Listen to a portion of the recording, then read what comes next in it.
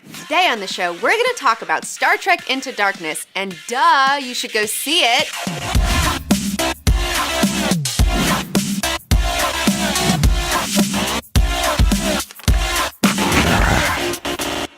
So, what did you think of Star Trek Into Darkness? OMG, it was totally fun, maybe too much fun. What does that mean? We'll talk about that more later.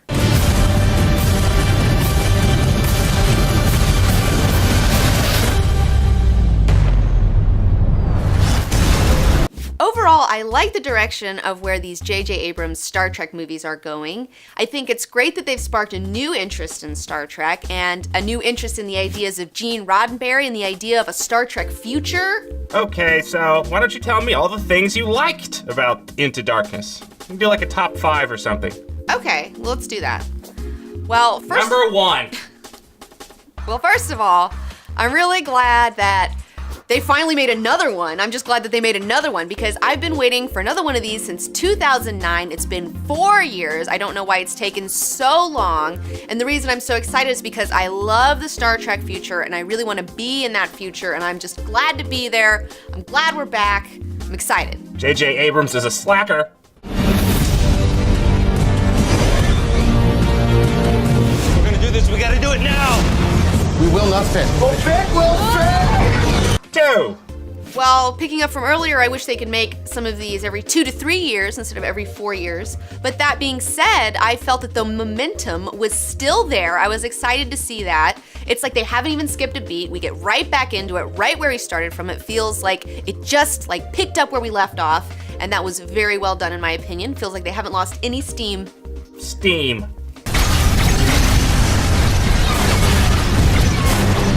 Have I got your attention now? 3. I would say that the movie still looks spectacular. There's a wonderful balance between digital and practical effects, and they work beautifully together. And as always, it looked really nice. 4. Also, the casting remains awesome. I really enjoy seeing these actors really morph into their roles quite effortlessly. They're really fun and lovable characters that I love seeing on screen. So yeah, especially with the addition of a Benedict Cumberbatch. I don't know what that is, but it sounds foul. Captain, you're gonna punch me again over and over till your arm weakens. Clearly you want to, so tell me. Why did you allow me to live? 5. Which leads me to my next point is OMG, there are handsomes everywhere in this movie. As a female, you don't see that many super hot dudes in one film, and it's everywhere you turn, there's a total hottie, and it's it's so nice. I could just take any one of them and I'd be fine. Oh my gosh, let me tell you. Spock, hot. Kirk, hot. Bones, hot. Khan was hot. And even Scotty and Chekhov and Sulu, they were cuties too. They weren't hot, but they were total cuties. You just lost 50% of your male audience. Whatever. Dead summer. She's gone. 6. The Kirk-Spock relationship is so well played in each of the J.J. Abrams Star Trek films. I really appreciate that a lot. I love that Kirk represents chaos and Spock represents order. And just like with the nature of the universe itself, they can't work without one another. They need each other. And I love in the ending of this film where Kirk has to pull a Spock and Spock has to pull a Kirk in order to save the Enterprise. It's really well played. Doctor, the needs of the many outweigh the needs of the few. Spock were here and I were there. What would he do? 7. Another thing I liked about the Kirk and Spock dynamic going on in the film was that in the movie, obviously, Spock follows the rules to a fault and Kirk breaks them to a fault, and they both have to learn to kind of meet in the middle a little bit and not be so rigid. Because think about it, Kirk, who's this big rule breaker, he gets manipulated by RoboCop, who's knows that he's a rule breaker. He knows that he'll just do it and whatever. So he manipulates Kirk into breaking all these rules and doing this stuff off the books, which ends up getting him in trouble, and it's total bullshit. And then Spock is hey, I'm sorry that I put that shit in that report and that totally fucked you over, and I didn't really understand that at the same, and so it's they both kind of learn when to, I don't know, to So they both learn to wear each other's pants. 7. I would say that some of my favorite scenes are the soft scenes in the film. I love when Kirk and Uhura are in the lift And then like they're like Uhura's like, oh, we're fighting, and Kirk's like, what is that even like? And it's so funny. I really enjoyed that scene. I also like the scene where Uhura, Spock, and Kirk are in the ship and they're going to Kronos, and then they have a moment to talk about Spock's coolness towards death and how they're both like upset at him for like being so cool about it, and like that was really well played. And I just wish that there was more stuff like that within the movie. Which leads me to my next section of what I did not like in the film. Not like? What did you not like? Well, there's a couple things, you know. Let's be honest.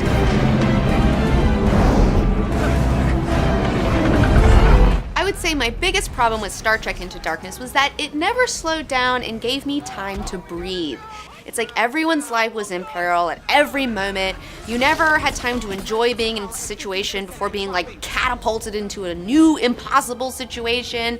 And the thing is I really like these characters and I like them so much that I enjoy seeing them just like hanging out like at the bar and like having a chat. That's what I love about Next Gen. And it's like instead you just see them running and fighting and like being in peril all the time. And it was kind of, it was a little exhausting. Well, I liked all the action, and I disagree. And that's fine. If you're here for like a straight up action film, hey, that's cool. You got what you wanted. It's a really fun popcorn flick.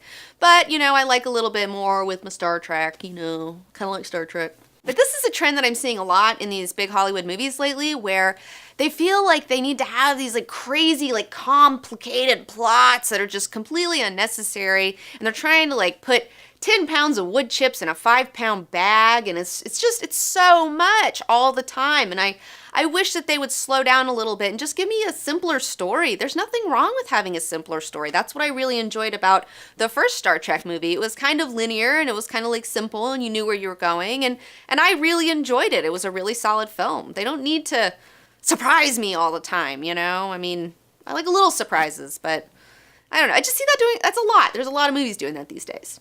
It's a little much. And the thing is, it's like not a problem individually, like on an individual case-by-case basis, but when you see like 10 movies in a row and the Earth is at stake in every single movie, you start to get apathetic towards it and you're just like, whatever. Like, I just wouldn't mind seeing something a little more simpler, I guess. Not in a dumb way, just you don't need to put all this crazy shit in it all the time. And this isn't really a criticism of Into Darkness. It's just I see this going on a lot in Hollywood lately, and it's just kind of like my criticism of Hollywood movies of the summer so far. Number two criticism. I feel like I know that this is a sequel, and I know that in the sequel you have to up the ante and you gotta raise the stakes, but I think that they went a little too far with it, and they ended up focusing more on action than focusing on like the emotional states of our characters and their interpersonal relationships, and I feel like that's why I go to see a Star Trek film. In the first one, they had a pretty good balance of the relationships and the action. There was still a little bit more action, but it was fine. But in this one, I feel like there was just action and not so much the other, and that was sad for me because I really, like I said, I really like these characters. And again, this is just a reflection of the story that they chose to tell. You can't really take breaks in that sort of a story, so I get that, but I hope that next time they might slow it down a little bit. If there is a next time. I hope there's a next time. Speaking of which, so what do you think the future of the J.J. Abrams Star Trek should be? Well, I'd definitely like to see J.J. Abrams come back and direct more, obviously. I like what he's done so far with it. So I hope that Star Wars doesn't eat the Star Trek franchise. I think it might. I know that J.J. Abrams has only signed on to do one Star Wars film, so it's not like he has like this 7-movie contract, so he may be back, but it might be another 4 years before we see another one, which is unfortunate. I mean, I'm open possibly to having another director come in, but at the same time, I really like what he's done with the franchise, and it doesn't feel corporate like a lot of other movies. Iron Man 3 kind of felt a little like there was a lot of interference going on, whatever, studio stuff. This felt like it had a singular vision of an artist, you know, like he had an idea and he like put it down there, and that's something that was also present in The Great Gatsby. Even though a lot of people like hated it, it still like has one artist's vision, and that's what I appreciate. I'd rather have that than have some corporate bullshit. Ugh, can you record this eye roll? Ugh. Ugh. Ugh. Ugh.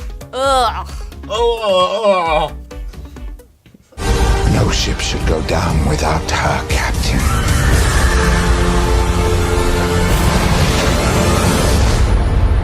So, why don't you tell me why do you... Robot's having a hard time today. He's got a virus. I downloaded Game of Thrones again. Shut up! Malfunctioning 10%. Like 25%, but okay. So, why do you like Star Trek so much? So why do I love Star Trek? I love Star Trek because in a lot of sci-fi, you have these really dystopian futures for humanity, and it's very dark. But in the Star Trek future, it's like this really positive future where humanity is evolved past the petty assholes we are today. And it's so awesome, okay? Like, I want to live in the Star Trek future so bad. There's no money. The monetary system has been, they called bullshit on that, okay? People work for the betterment of themselves and for the human race. We've ended violence amongst ourselves, and we've taken to the stars to become peacekeepers and explorers. It's so beautiful and hopeful and awesome, and it really illustrates what the fuck we should be doing, like where we should be going as a human race, in my opinion. Yeah, except there's no robots. There's robots. I don't know why you're... There were 0 robots in Into Darkness. Well, that's why we gotta get a fucking next-gen movie with Tom Hiddleston as Data. I'm gonna vote that one up. The idea is that Gene Roddenberry was trying to put forth within Star Trek is just such a beautiful example of what we could become if we decide to work together for once, put aside our fucking differences, and start celebrating them and, like, realizing that that's what makes us such a beautiful and adaptable species. I mean, God, it's like he had the right idea, Gene Roddenberry. Humans are capable of so much more than we yet understand. We're really something. Star Trek fans believe that.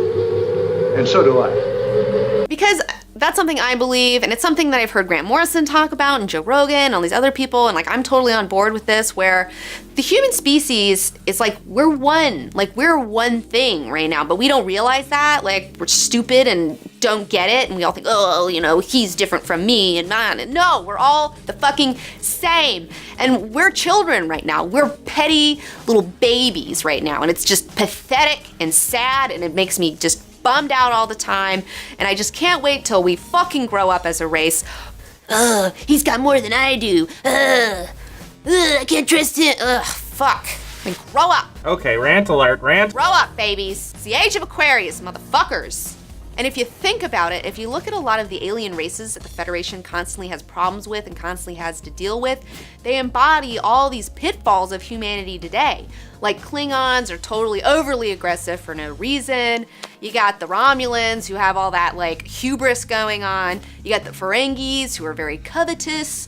And the Cardassians have this Orwellian Big Brother type of, like, strict government control over information type deal, which is not good. And then if you think about this, the biggest villains in the Star Trek universe, in my opinion, and the most dangerous and the villains that bum everybody out, or the species that bums everyone out, is the Borg. They're the most dangerous, and they're the most dangerous because they're stripped of individuality. Like, they're just a hive mind, and there's nothing. They have no individualism. And those are the greatest threat of all, which is very telling, in my opinion. Like, even the Klingons, like, a Klingon can totally, you know, he can be cool. Worf is cool. Worf's fucking cool. You know, we still gotta work it out, but, you know, but Borgs. Now, all this being said, in my opinion, Star Trek should be more than just about fun sci-fi action. It should be more of like a call to us to be better than we are, and, like, to look towards the future and build towards something that's even better and greater.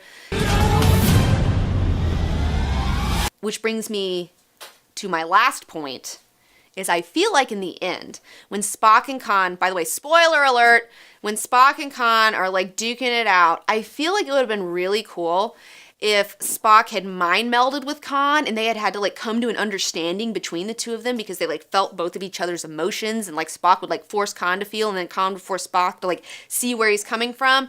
And then that's how they resolve their problems instead of Spock just punching him in the face over and over again. But maybe that's a little too whatever, you know, audiences may not get that. But I would have liked to see that. I thought that would have been cool. Whatevs.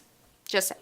And if you didn't know, Star Trek Into Darkness is heavily influenced by Star Trek II, Wrath of Khan from 1982. Robot and I watched it on Netflix the other day. Wrath of Khan. More like Wrath of Yawn. Yeah, It's really slow. Like, it's really slow. So just take that into account if you decide to watch the movie. My dad used to say that he really liked Westerns because he can get up in the middle of the movie, go to the bathroom, come back, and not miss any of the plot. And that's kind of how it is with these Star Trek movies a little bit. So, the original ones. So there's a few things from Star Trek 2 that are in the J.J. Abrams Star Trek movies. One of those being the Kobayashi Maru test, which was in the first Star Trek movie, where it is revealed that Kirk cheats on the Kobayashi Maru test when he's in the Starfleet Academy. Also, in this second movie, you know, there's Khan, and that's the whole big conflict and all that sort of good stuff. There's also the part in the ending where in Star Trek 2, spoiler alert, Spock goes into the engine room and does the radiation deal and saves the crew. The needs of the few. Or the one. And in this movie, Kirk does that instead, which I thought that was good. I thought that was well done. I really enjoy the character of Khan in both Star Trek II and Star Trek Into Darkness. He is from a bygone era, I believe 300 years ago, probably right where we are now, where there was all this genetic testing going on, and he's this genetically superior and intellectually superior human, and they think they're better than everyone, and they want to, kill people who aren't superior. I'm not exactly sure what their fucking problem is, but apparently they're assholes. And I think it's interesting that in the Star Trek future, they believe that it's wrong to genetically enhance and modify people, and they think that's like not a good thing, so it's outlawed, and that Khan's from a bygone time, like right now, where people are like, fuck it, let's just do it because we can, you know? You scientists, you just go too far. And if you're looking for an example of when scientists go too far with genetic stuff, you should definitely check out Splice. It's pretty good. That movie was scary. Robot really likes Splice. I think it's all right. I'm not in love with it, but Robot like. Remains our greatest mystery. Where does it go?